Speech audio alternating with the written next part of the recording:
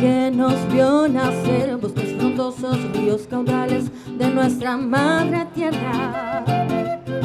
Madre tierra, siento molestia y desilusión por aquellos que se apoderaron y nunca les perteneció, nunca les perteneció. Como dueños de la naturaleza, y aún vemos que Chile sigue comiendo las migajas de esa realeza, tu realeza.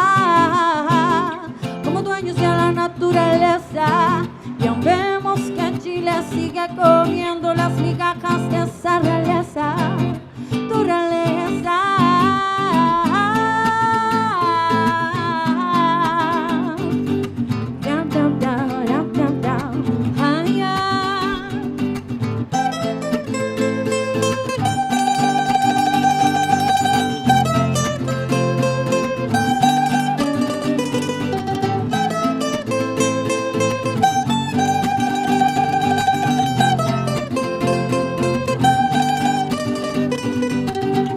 El Mapu no se creó para ser destruida, y cuando vamos caminando no notamos su sabiduría. Siento los ojos pesados y la piel partida, y escuchar el sonido de Santiago, la ciudad que apesta suciedad por tu egoísta y vanidosa sociedad.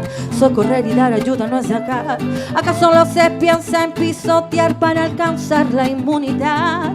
Incorporas el cemento como si fuera una necesidad. Incorporas el cemento como si fuera nuestra prioridad. Oh, no, no, no, no, no. Ay, ay, ay. Oh, no, no, no, no, no.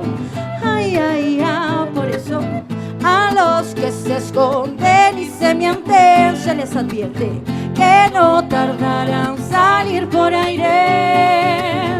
A los que se esconden y se mienten se les advierte que no tardarán en salir por aire. Gritos de ancestrales de una historia que arde, gritos de ancestrales de una historia que arde, de nuestra historia que arde.